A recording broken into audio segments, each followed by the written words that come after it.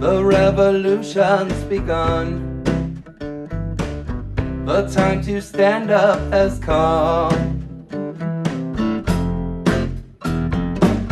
We are the rocking of the throne. We are the rocking of the throne. I'm Victor Tiffany with Revolt Against Plutocracy. This is a short introduction to modern monetary theory.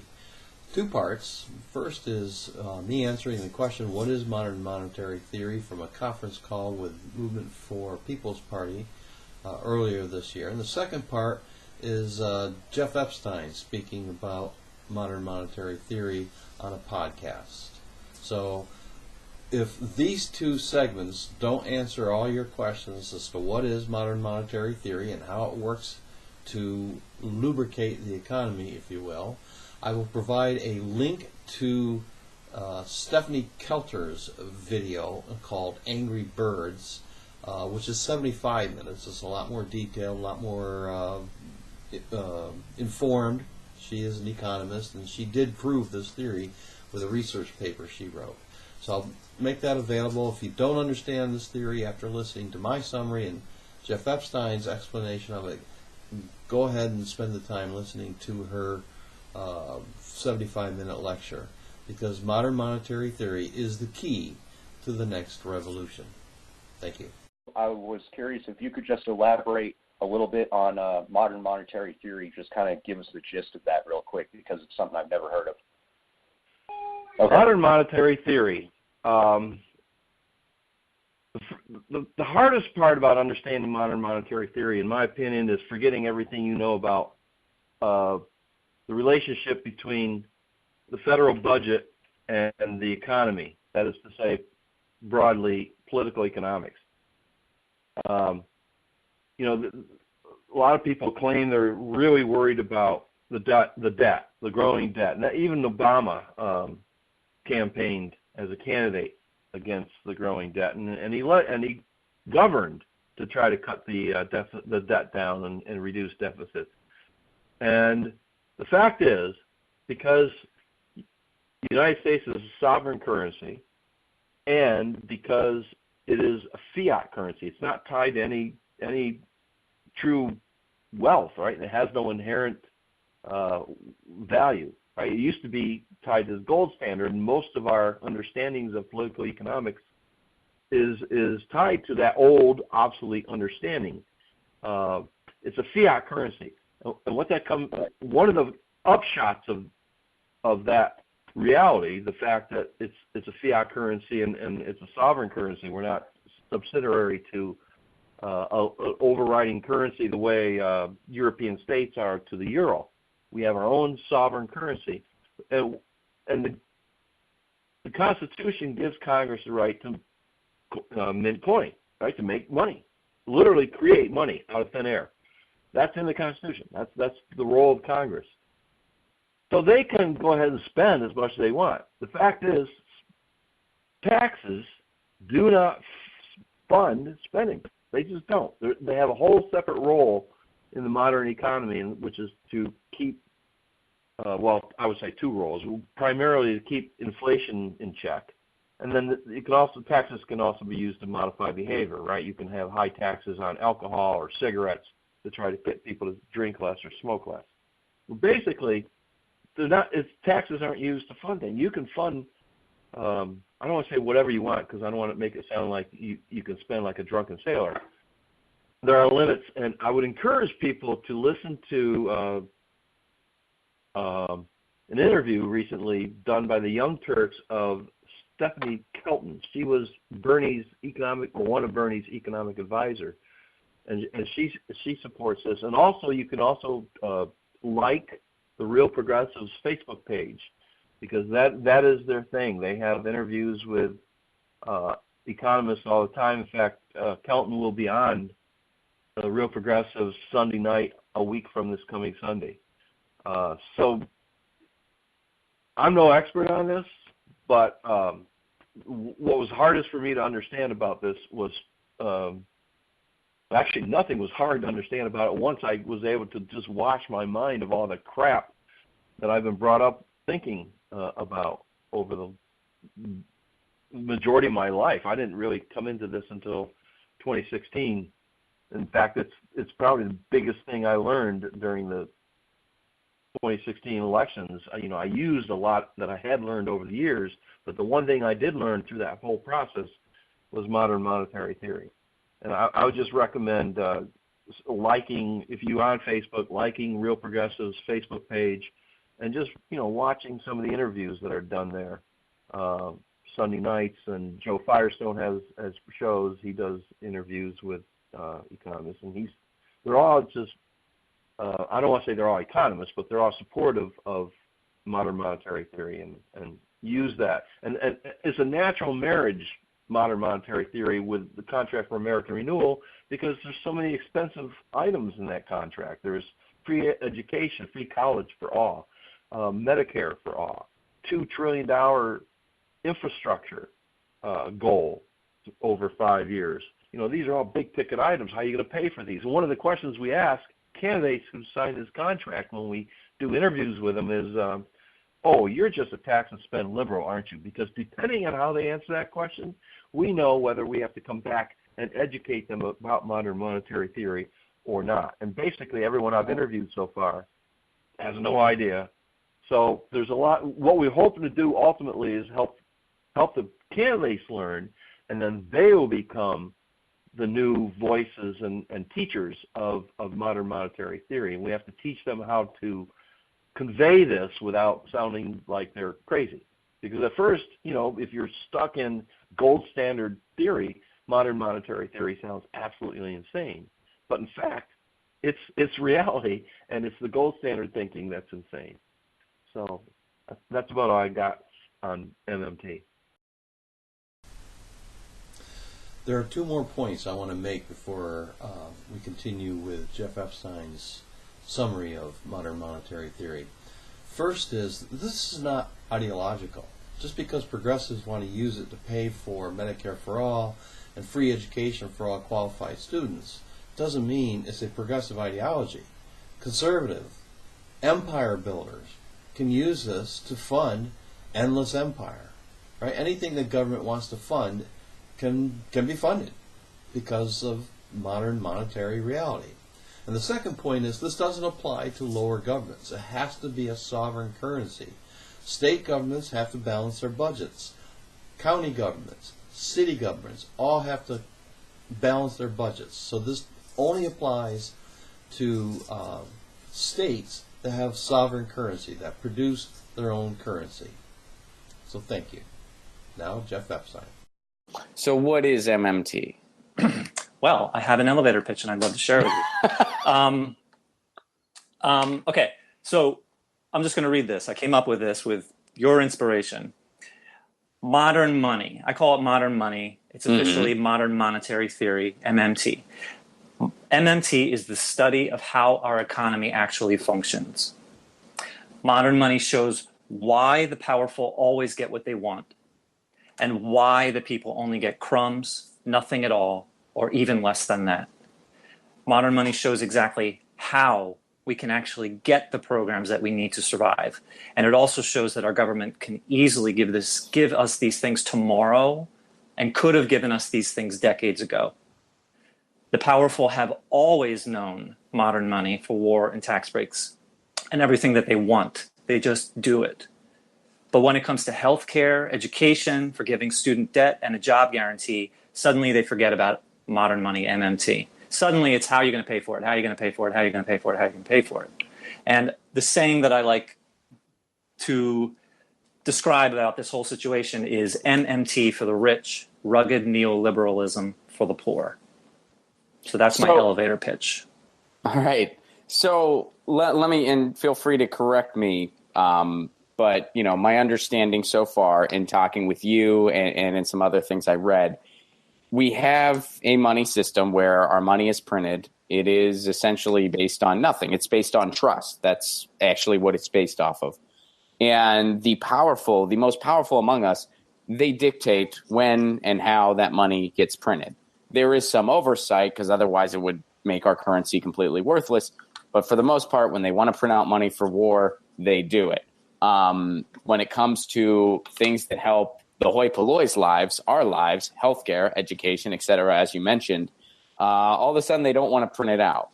MMT, and again, I know it's way more complicated than this, but the kind of just cliff notes, MMT proposes we take those notions and we put it into the hands of the people. So we're printing out money for things like healthcare and education instead of unlimited bond money. Is that correct? You are roughly correct with that whole thing. There are a couple of important details that are off, but yes, you're generally correct. Printed is sort of a discouraged kind of a term. It's more accurate to say created, because printed implies physical, and physical is a really physical money. Dollar bills and coins are a very small part of it. Mostly it's electronic, like in bank accounts and so on, or credit cards. But yes, generally that's correct. Based on faith is really not accurate. It is money. We use money because we will go to jail if we don't pay federal taxes. That's why we care about it. It's not faith. It's fear of going to jail. That's a fundamental concept of any government. That the very first thing to implement your money is to have a penalty of going to jail. So you pay your people. The purpose of a government is to use the real resources at your disposal, coerce the people to use the real resources at your disposal to do what's beneficial to society. And money is what they give to the people to make that happen.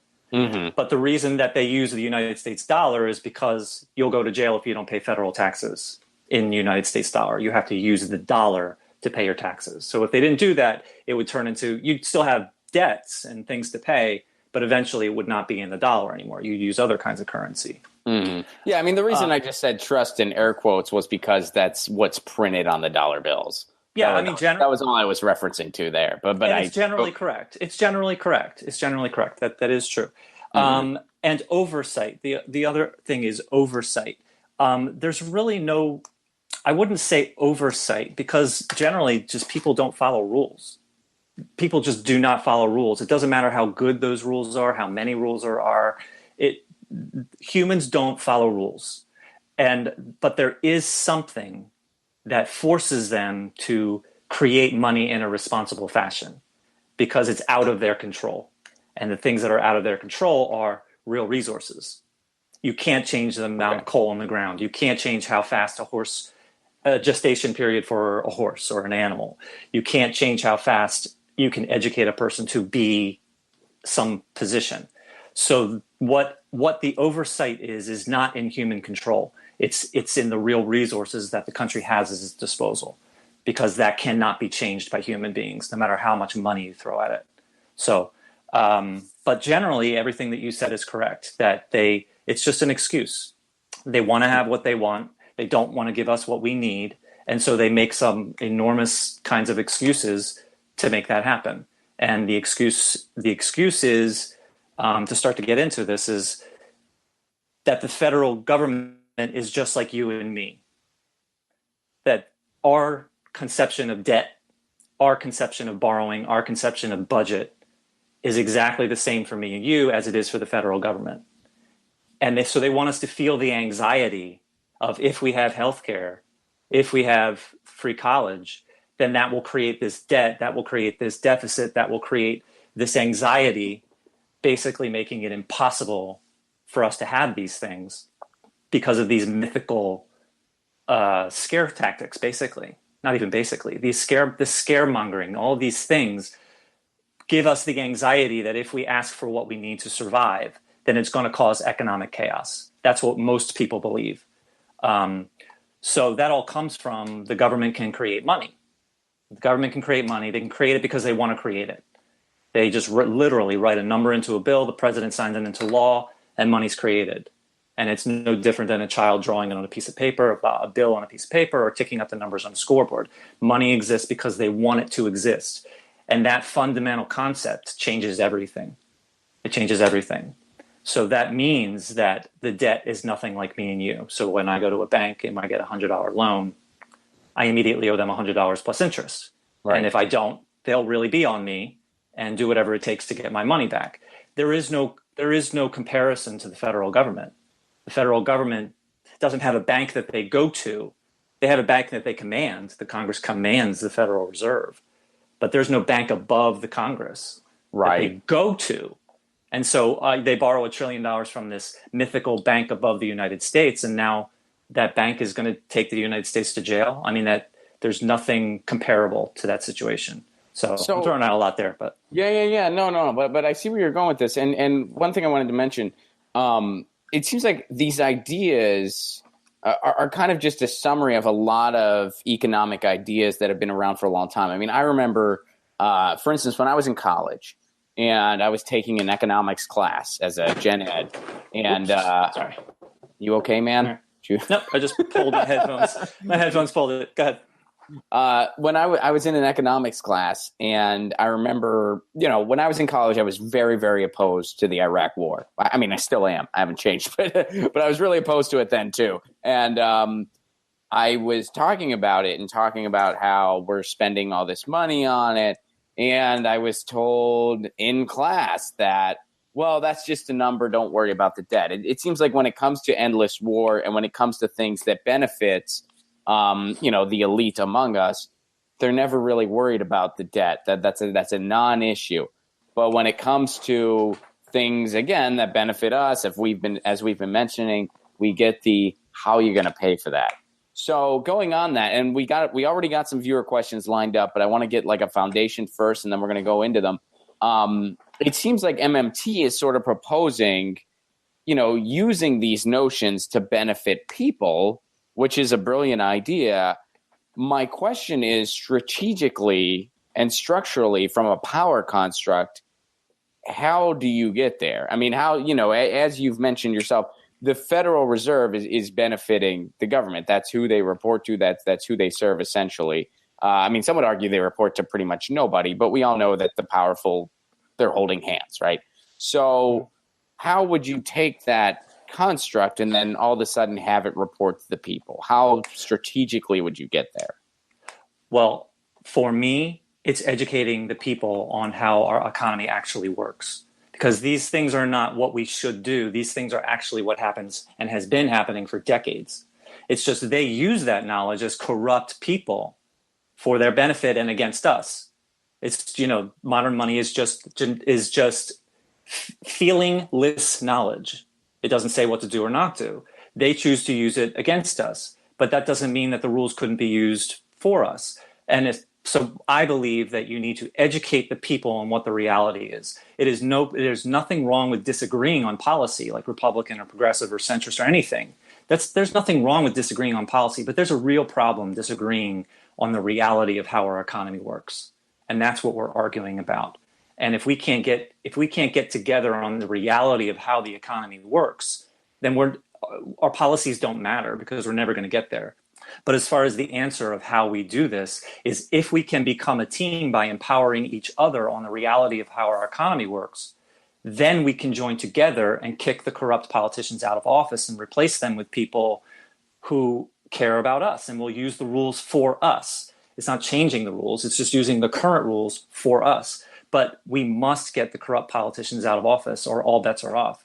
And if the only way of getting corrupt politicians out of office is if we become a team. And we have to become a team to understand, I believe, that understanding what the rules of how the economy actually works and stop being tricked by these corrupt politicians when they turn to us and say, how are you going to pay for it and so on. That's how we can join as a team and start getting more Alexandria Ocasio-Cortez's in and so on. So basically what you're saying is if we have this rise of mass awareness, where people are saying, no, stop dangling this debt carrot over our heads. We're not falling for the bullshit anymore. We can print out the money tomorrow and have universal health care and have a Green New Deal and have free college. So we're going to elect the people that are willing to do that are willing to sign off on that. And once we get all of them elected, we're going to have a different country. Is that of like a very soundbitey summary? That's generally it. Yeah, but It's important to understand that giving us health care is not just giving us health care. It's not just stopping them from profiting off of us. Yes, they want to profit off of us, off of our sickness and suffering and death. They definitely do. But that's not the biggest thing. Giving us Medicare for all empowers us. And by definition, that means it takes power away from them. That means that we are not chained to our jobs anymore. We can start standing up to our bosses because we don't have to worry about our family losing our insurance. And even more than that, we can leave our jobs and start running for office because we can afford to run for office. That, in my opinion, is the biggest thing, because of Medicare for All will empower the people. Immediately, as soon as we get Medicare for All, power shifts from them to us. And even more so with the federal job guarantee. Now with the federal job guarantee, we can talk to our bosses and say, you must treat me better, you must pay me better, or I'm going to get a job near me with good benefits and good pay, and that's close. That allows us to stand up to our bosses. That is what they're trying to avoid, not just they're holding healthcare from us or education from us. They're keeping themselves powerful, because the only way you can stay powerful is by keeping other people powerless. Revolt Against Plutocracy won't just be covering the news about the necessary revolution in the United States. Sometimes we'll be making the news. If you want to stay on top of the revolutionary actions and strategies of grassroots, genuine progressives, and our allies, please subscribe to our YouTube channel today.